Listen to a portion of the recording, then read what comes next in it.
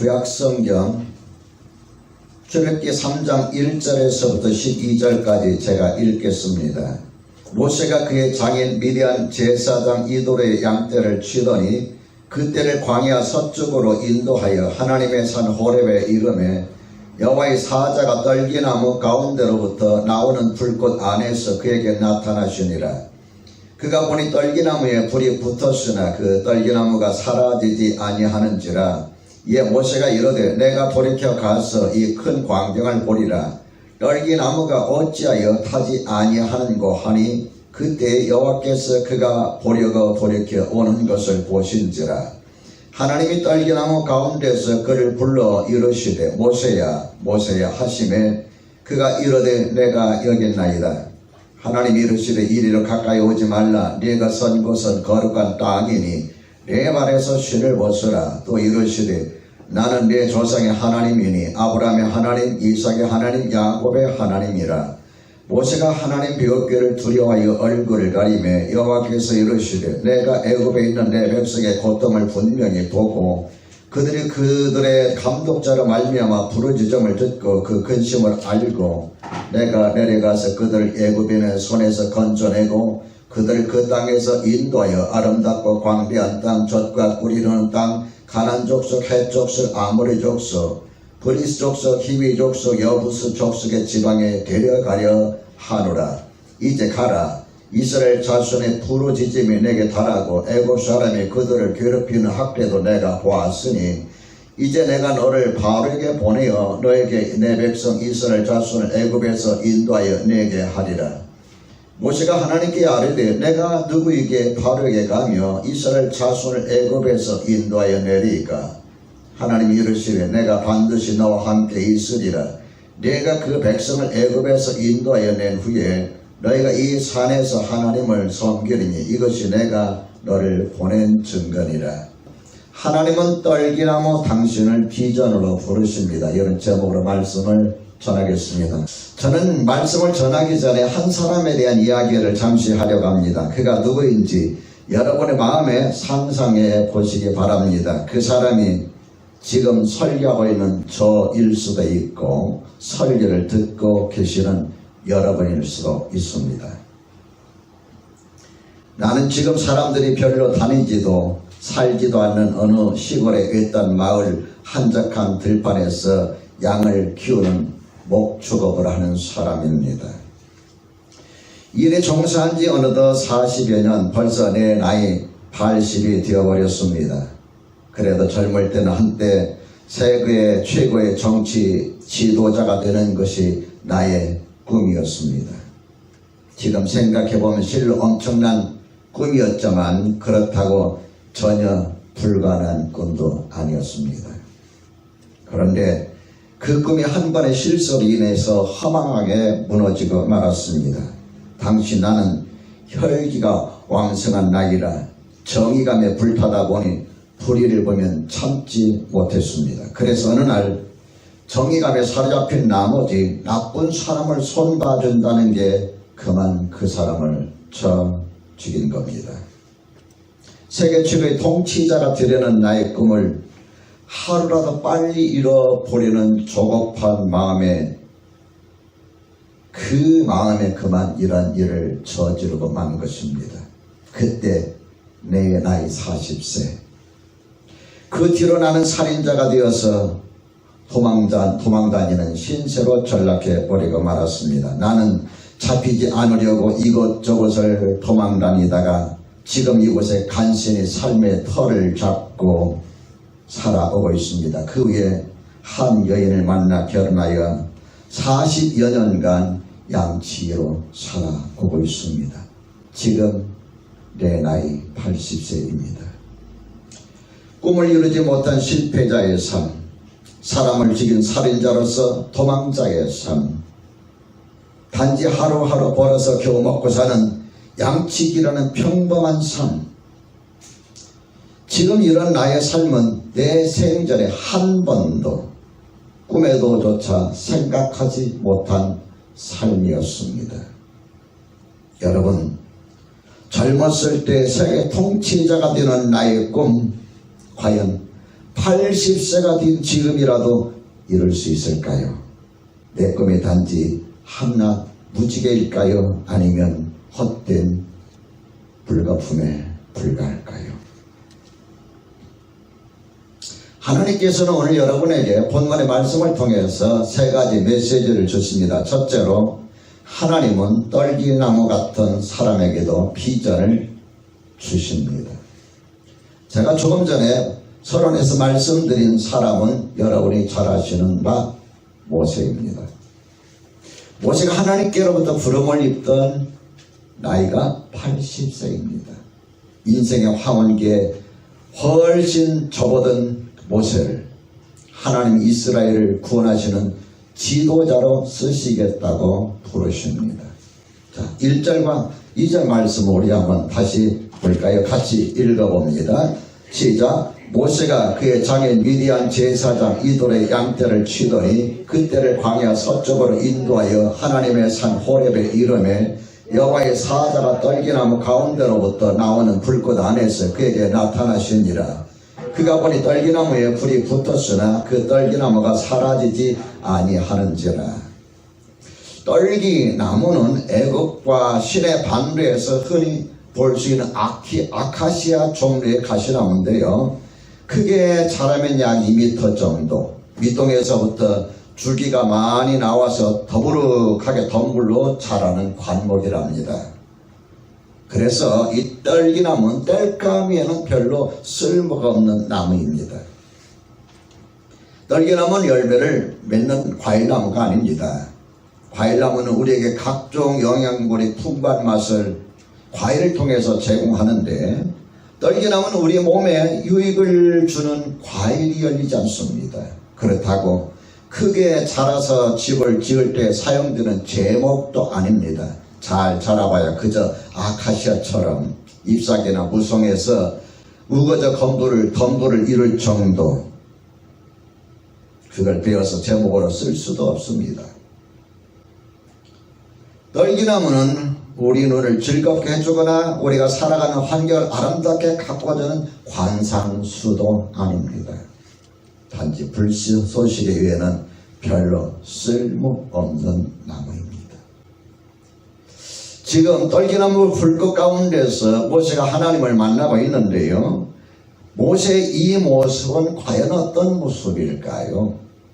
가파르고 척박한 호렙산 산등성에서 겨우 목숨을 부지하며 사는 떨기나무, 그리고 호렙산 아래에서 양인 아침에 사는 모세의 모습이 이렇게 겹쳐지지 않습니까? 사실 말이지, 모세는 어찌 보면 인생의 실패자입니다. 꿈 많던 젊은 시절을 이곳 미디안 광야에서 80살 되기까지 40년이라는 소중한 시간을 양치는 데 다 흘려보냈습니다. 한때에 애굽의 왕자라는 젊은 날의 화려한 신분도 80년이 지나 늙으니 아무런 의미도 없습니다. 다 지난 날에 불과할 뿐이죠. 지금은 다른 이들처럼 단지 노인에 불과합니다. 사람도 잘 모르는 시골 한 구석에 들여박혀 사는 양이나 집에 사는 이런 인생의 실패자를 누가 쓰실까요? 바로 하나님이십니다.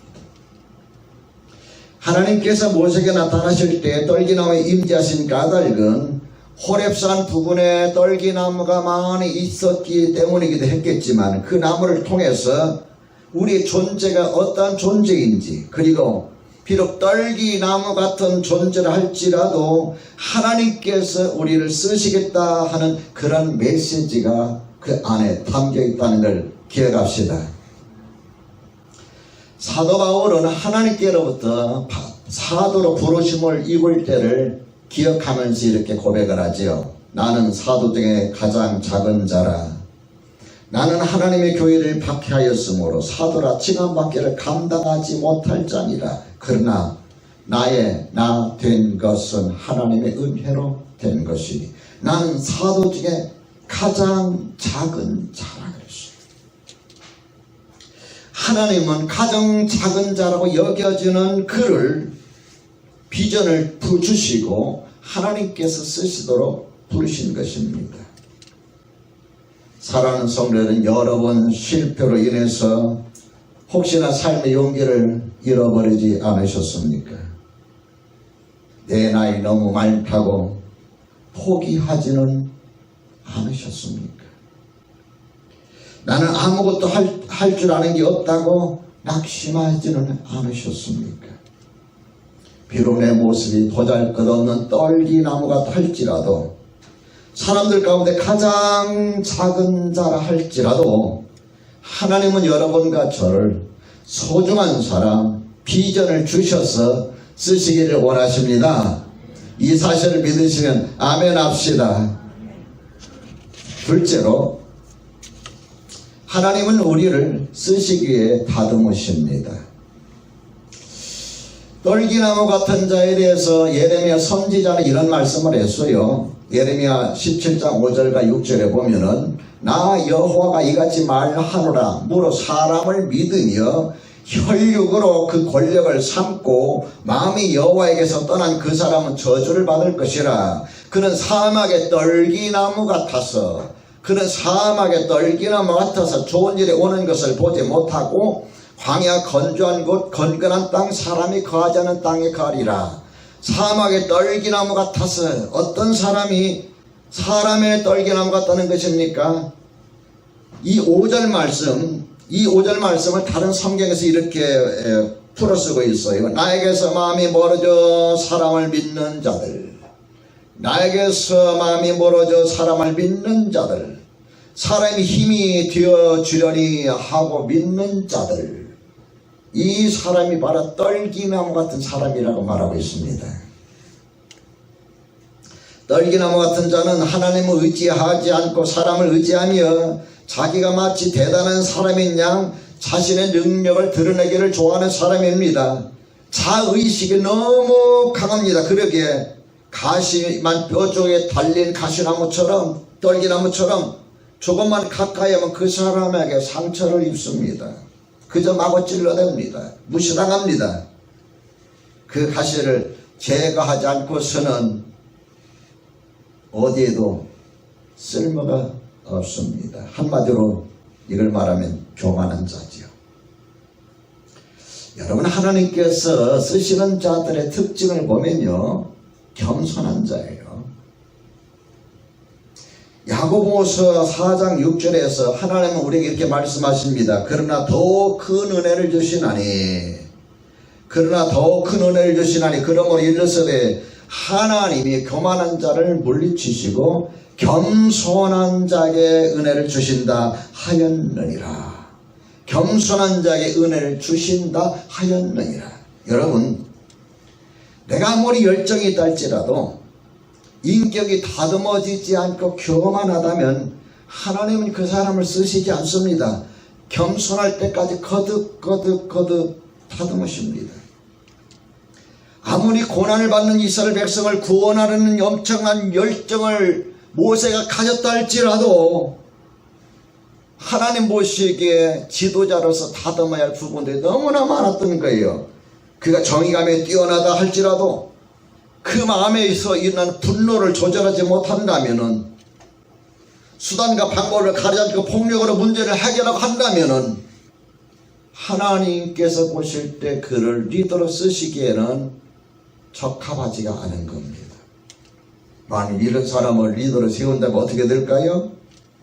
장차 큰 어려움을 당할 때 어떤 방식으로 해결하려고 될까요? 목적을 이루기 위해서 수단과 방법도 서슴없이 아마 택하지 않을까요? 선한 목적을 이루는 것도 중요하지만 그 과정도 매우 중요합니다. 이것이 사람을 택하는, 온전한 사람을 택하는 이유입니다.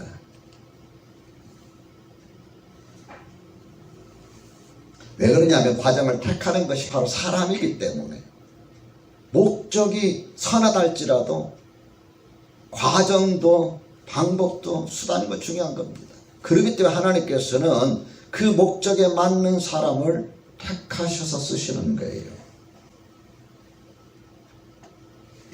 이것이 모세가 40세에 살인죄를 저지른 후 미디안 광야에서 40년간 목자로 지내야만 했던 가장 큰 이유입니다. 아직 그는 하나님 앞에서 일꾼으로 다듬어지지 않은 거예요. 그의 마음속에는 열정이 가득 차고, 그의 마음속에는 정의감이 가득 차고, 그 마음속에는 동족 히브리인들에 대한 그 애착심이 가득했지만은 하나님께서 보실 때 그는 하나님 일꾼으로 적합하지 않았던 겁니다. 10절에 하나님께서 모세에게 이렇게 말씀하시죠. 이제 내가 너를 바로에게 보내어 너에게 내 백성 이스라엘 자손을 애굽에서 인도하여 내게 하리라. 40년이 지난 다음 호렙산 떨기나무 불꽃 가운데 나타나신 하나님께서 모세에게 하시는 말씀이, 이제 내가 너를 바로에게 보내어 너에게 내 백성 이스라엘 자손을 애굽에서 인도하여 내게 하리라, 이렇게 말씀하시고 계십니다. 그러자 11절에 모세가 뭐라고 했습니까? 하나님 그 말씀 기다렸습니다. 때를 기다렸습니다. 그렇게 말했나요? 뭐라고 했나 봅시다. 내가 누구에게 바로에게 가며 이스라엘 자손을 애굽에서 인도하여 내리까. 내가 누구에게 바로에 가며 이스라엘 자손을 애굽에서 인도하여 내겠습니까? 그 말이에요. 4장에 가면은 하나님께서 가라 했을 때, 하나님 나는 말도 못하고 입술이 뻣뻣하고 둔한 자입니다. 다른 사람을 보내소서 그랬어요. 40년 전에는 하나님께서 말씀하시지 않아도 히브리 민족, 자기 민족을 돌아보게 해서 애굽 사람을 돌로 쳐 죽였어요. 저기감에 불탔어요. 40년이 지난 다음에 80세가 되어서 하나님께서 가라 말씀하시니까 내가 누구에게 갑니까? 내가 누구에게 갈 수가 있습니까? 나는 입술이 둔하고 뻣뻣해서 말도 할 줄 모릅니다. 근데 여러분 사도행전에 보면은 말과 행사에 능통한 자라고 그랬어요. 뭘 말합니까? 뭐가 변한 거예요? 그의 인격이 변한 겁니다. 40여 년간 온전히 다듬어진 자의 겸손한 모습을 우리가 10절과 11절을 통해서 볼 수가 있는 겁니다. 그가 이스라엘 백성의 지도자가 되어서 그들을 애굽에서 탈출시켜서 가나안 땅을 향해 갈 때에 광야에서 모세를 향하여 원망하는 큰 사건이 일어났어요. 심지어 모세의 가족인 누나 미리암과 형인 아론까지 거들어가지고 모세를 막 공격해댑니다. 그런데 보세요. 모세가 참습니다. 참아요. 옛날 같으면 어떻게 했을까요? 견디지 못했겠지요. 참습니다. 오히려 하나님께서 역정을 내십니다. 민수기 12장 3절에 보면은 모세를 이렇게 평가하고 있어요. 이 사람 모세는 온유함이 지면의 모든 사람보다 더하더라. 이 사람 모세는 온유함이 지면의 모든 사람보다 뛰어나더라. 이렇게 말씀하고 있어요. 갖추어진, 다듬어진 인격의 소유자가 된 거예요. 성도 여러분, 다듬어지지 않은 일꾼은 일꾼이 아닙니다. 하나님은 디모데후서 2장 15절에서 이렇게 말씀하시죠. 그대는 진리의 말씀을 올바르게 가르치고 부끄러울 것이 없는 일꾼으로서 하나님께 인정을 받는 사람이 되도록 힘쓰시오. 하나님께 인정을 받는 사람이 되도록 힘쓰시오. 그랬어요. 셋째로, 하나님은 우리를 꺼지지 않는 불꽃처럼 쓰시기 원하십니다. 하나님은 우리를 꺼지는 불꽃 같은 열정의 사람으로 사용하기를 원하십니다. 믿으시면 아멘 합시다. 그래서 하나님은 쓰실 자를 인격의 한 부분 한 부분 세심하게 다듬으십니다. 우리 에베소서 2장 10절 말씀을 한번 찾아볼까요? 제가 좋아하는 성경 구절 중에 한 구절이에요. 에베소서 2장 19절. 집에 계신 분들 찾으셨나요? 한번 찾아보세요. 에베소서 2장 10절입니다.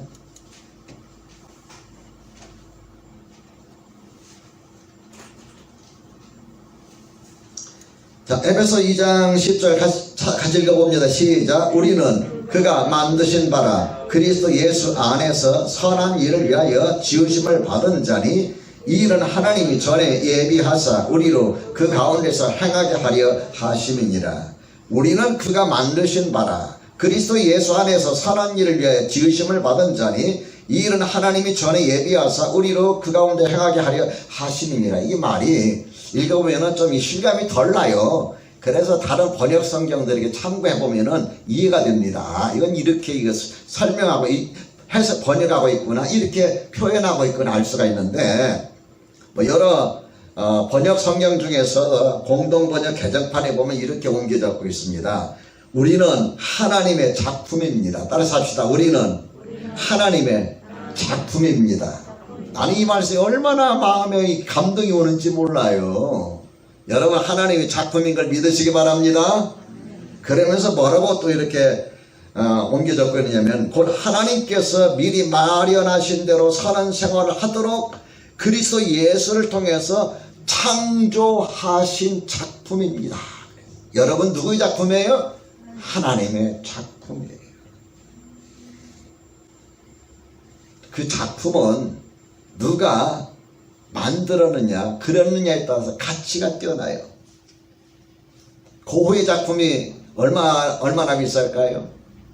제가 북유럽에 갔을 때에,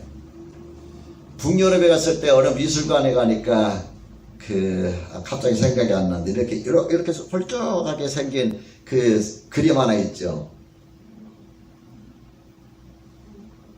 예? 뭉크. 이게 홀쭉한 얼굴이, 그게 딱 그런데, 그게 얼마나 비싼 줄 아십니까, 여러분? 누가 그렸느냐에 따라서, 여러분, 제가 그림 그려요. 팔면은 팔려요, 안 팔려요? 안 팔립니다. 우리나라 유명한 화백이 그린 그림은요, 몇억 대로, 몇십억 대로 가요. 세계적으로 유명한 사람의 작품은 몇억이 아니에요. 몇십억, 몇백억이 되는 거예요. 누가 그렸느냐, 만들었냐에 따라서 가치가 달라지는 거예요. 여러분과 나는 누가 만들었어요? 누가 지었어요? 하나님께서. 믿으시면 아멘 합시다. 하나님의 작품이에요. 여러분, 하나님의 작품인 여러분이 거울 보면서 왜 하나님의 작품을 스스로 비평을 막 합니까? 막 함부로 평가를 합니까? 나는 왜 이렇게 못생겨서, 나는 왜 이렇게 뭐 어쩌고 저쩌고 왜 그렇게 합니까? 야, 하나님께서 작품을 만드시 참 오묘하게 만드셨구나. 이 눈, 이 코, 이 귀, 이 키, 이 머리카락, 이 눈썹, 야, 오묘하다. 하나님이 만드신 거예요. 아멘. 내년 가시네. 집에 계시는 분들 믿으시면 아멘 합시다. 여러분과 나는 하나님의 작품이에요. 하나님은 여러분과 내가 뛰어난 작품이 되기를 원하십니다. 그래서 여러분과 저를 이 땅 사는 동안 부단히 다듬으셔요. 인간적으로 아무리 능력이 뛰어나도 영적으로 다듬어지지 않는 작품은 하나님이 쓰시기에 아직 적합한 작품이 아니에요. 덜 완성된 작품이에요. 하나님께서 모세라는 일꾼을 만드실 때 40여 년 동안 다듬으셨어요. 그래서 민수기에서 뛰어나다고 그랬어요. 이 땅에 살고 있는 모든 사람보다 온유함이 뛰어나더라, 이렇게 평가하고 있는 것입니다. 제가 초등학교 시절에 저희 동네 뒷산이 있는데, 그 뒷산이 황산이에요. 황산이 뭐냐면은 황새가들 많이 거기에 깃들인 산이다 해서 황산이라고 하기도 하고 그렇습니다. 근데 거기 보면은 채석장이 있어요. 채석장이 뭐 하는지 아시죠? 돌을 채취하는 곳이에요. 화강암이 덩어리째 있어요. 그래서 이제 아침에 학교 갔다가 저녁 때 되면은, 아침에 갈 때 보면은 그 커다란 화강 바위에서 사람 둘이, 하나는 정입니까 징입니까 들고 있고, 하나는 망치로 해머로 내리쳐요. 굼 딱 하면서 몇 날 며칠을 망치로 내리쳐가지고 그 화강암을 뚫고 들어가면서 관정을 만듭니다. 지금 같으면 드릴이죠. 한데 옛날에 그게 없었으니까 전부 다 수공이에요. 한 사람은 잡고 쇠뭉치 잡고 한 사람은 해머로 크다란 해머로 내리치고 막 그렇게 해가지고 몇 날 며칠에 구멍을 뚫어 깊이 뚫습니다. 그런 다음에 거기다가 화약을 다 채워넣습니다. 그리고 도화선을 쭉 연결해요. 몇 미터인지 뭐지 한참을 연결한 다음에 도화선에 불을 붙이면 그게 타들어가면서 나중에 꽝 소리와 함께 바위덩어리 와르르르르르 무너져 내리고 어떤 바위는 막 공중에 떴다가 쿵 하고 떨어집니다. 이제 그러고 나면 한참 있다가 이제 이 돌을 다루는 석공들이 와가지고 그걸 실어 날리고 맞자에 실어 날리고 뭐 경운기에 실어 날렸다가 일하는 곳에 가가지고 그 전부 다 쪼옵니다. 얼마나 오랫동안 쪼는지 몰라요. 쪼아가지고 뭘 만드냐 비석도 만들고 그 다음에 그 사람 모양도 만들고 여러 가지를 만들어내요. 만일 석공들이 내려져 뒹구는 바위돌을 끌어다가 쪼아서 작품을 만드는데 그냥 놔둬버리면 어떨까요? 그냥 돌덩어리 바위덩어리에 불과한 거예요. 아무리 단단한 화강이라도 아무리 질 좋은 화강이라도 다듬어지지 않게 돌덩어리에 불과한 거예요. 여러분과 내가 인간적으로 아무리 훌륭한 자질과 능력을 가지고 있을지라도 하나님께서 다듬으시지 않으면은 쓰실 수가 없는 거예요. 쓸모가 없는 거예요. 가끔 가다가 이제 답답하면은 제가 이렇게 산에 들어가서 하룻밤 자기도 하고 그래서 이렇게 뭐 호흡도 하고 기관지 굉장히 안 좋기 때문에 그런 마음이 좀 좋아지고 몸이 좀 가벼워집니다. 산속을 이렇게 들어가다 보면 아름드리 나무들이 있어요. 그 나무들을 그대로 10년, 20년, 30년, 100년, 200년, 300년 놔두면 어떻게 될까요? 그냥 거기서 썩어서 고목나무가 되어버리는 거예요. 근데 그걸 베어다가 끌어다가 그 다음에 그걸 말려서 톱질하고 대패질하고 그러면서 거기에서 기둥이 만들어지고 또 그걸 갖다가 끌로 뭘로 해가지고 다 다듬으면 조각 작품이 만들어지는 거예요. 새롭게 든든한 기둥, 궁궐을 받쳐주는 기둥이 되고 집을 받쳐주는 기둥이 되고 또 예술가의 손에 붙들리자면 조각 작품이 되어서 새롭게 탄생하는 거예요. 하나님께서 여러분과 저를 이렇게 다듬으시기를 원하십니다. 믿으시면 아멘 합시다. 어떻게 그럼 하나님께서 이렇게 우리를 다듬어 가실까요? 그 다듬으시는 방법이 고난과 역경과 실패입니다. 망치로 내려들 때, 정으로 쪼을 때, 톱으로 자를 때, 대표를 밀을 때 그게 사람이라면 어떻게 했어요? 얼마나 아프겠어요. 그죠? 사람이라면 얼마나 아프겠어. 하나님께서 여러분과 나를 화강암 덩어리, 산에서 베어온 나무, 그냥 그걸 갖다가 다듬으시는데 어떻게 다듬냐? 고난, 역경, 때로는 실패, 이런 것들을 사용하셔요. 그래서 야고보서 1장 2절에서 4절의 말씀 보면 이렇게 말씀하고 있습니다. 내 형제들아, 너희가 여러 가지 시험을 만나거든 온전히 기쁘게 여기라. 시험을 만나 왜 기쁘게 여기라는 거예요? 이는 너희의 믿음의 시련이 인내를 만들어내는 줄 너희가 알미라. 인내를 온전히 이루라.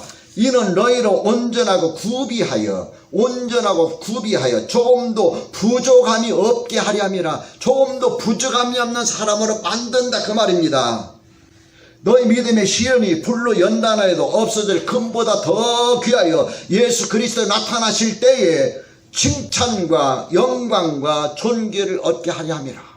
우리를 다듬으셔서 하나님 이 땅에서 쓰실 뿐만 아니라 주님 앞에 설 때 칭찬과 영광과 존귀를 얻게 만들어 주신다. 아름다운 작품이라는 겁니다. 포브스 그룹의 창업자이며 월가의 백만장자인 BC 포브스는 이렇게 말합니다. 역사가 증명했듯이 대부분의 저명한 성공한 사람들은 보통 그들이 성공을 이루기 전에 가슴이 찢어지는 듯한 장애물과 부딪힌다. 보통 그들이 성공을 이루기 전에 가슴이 찢어지는 듯한 장애물과 부딪힌다. 그러나 그들은 이겨냈다. 왜냐하면 그들은 패배로 인하여 낙담하는 것을 거부했기 때문이다. 패배로 인해서 낙담하는 걸 거부했다. 여러분, 패배의식을 거부하시기 바랍니다. 거부하시기 죄로으로 축원합니다. 마음속에 패배의식이 들 때, 낙담이 다 올 때 여러분 그걸 거부하세요. 축원합니다. 집에 계시는 분들 들으셨습니까? 리더십의 대가인 워렌 베니스는 이런 말을 합니다. 내가 만난 지도자들은 한결같이 개인적으로 어렵거나 정신적인 상처를 남긴 일, 또 최악의 절망감을 느껴 했던 일들이, 개인적으로 어렵거나 정신적으로 상처를 남긴 일, 최악의 절망감을 느껴 했던 일들이 오히려 그 인생에 꼭 필요하다고 생각했던 것 같았다. 마치 그런 순간에 그들의 영혼이 강철같이 단단해지고 지도자로서 필요한 극복 능력이 생겨난 것처럼 말이다. 사랑하는 성도 여러분, 하나님이 우리를 쓰시는 데에는 우리의 능력이나 경력이나 나이를 그리 중요하지 않게 여기십니다. 믿으시면 아멘 합시다. 우리의 능력, 내가 가지고 있는 능력, 타고난 능력, 나의 경력, 지금까지 쌓은 경력, 내 나이가 어때서? 하나님은 그거 중요하게 여기잖아요. 우리가 인격적으로, 영적으로 다듬어지는 것이 하나님의 관심입니다. 그래서 하나님은 때로는 고난과 실패를 통해서 우리를 다듬으시고 말씀과 기도를 통해서 우리의 영성을 다듬어 가십니다. 모세가 하나님 앞에 부름을 입기까지에는 40세에서 인생의 실패를 경험하고 미디안 광야에서 40년 동안 양치기 생활을 하면서 하나님 그를 인격적으로 영적으로 다듬으신 거예요. 남들은 현직에서 은퇴하여 아무 일 없이 하루하루를 그냥 지낼 때에 모세는 80세에 비로소 인생의 새로운 비전을 찾았습니다. 오늘 여기 80대 되신 분 계시나요? 80세 인생의 새로운 비전을 찾았어요. 그 호렙산 떨기나무 불꽃 중에서 하나님으로부터 불을 이으면서 예전에 한나라의 통치자가 되었던 그 야망이 아닌 이스라엘 백성, 하나님의 백성 이스라엘 백성들을 구원할 지도자로서 새로운 비전을 80세에 갖게 된 겁니다. 자신의 야망을 이루려고 했던 그가 변하여 이제 진정으로 하나님의 손에 붙들려져서 430년 전 아브라함에게 약속하셨던 하나님의 뜻을 이루는 비전으로 바뀐 거예요.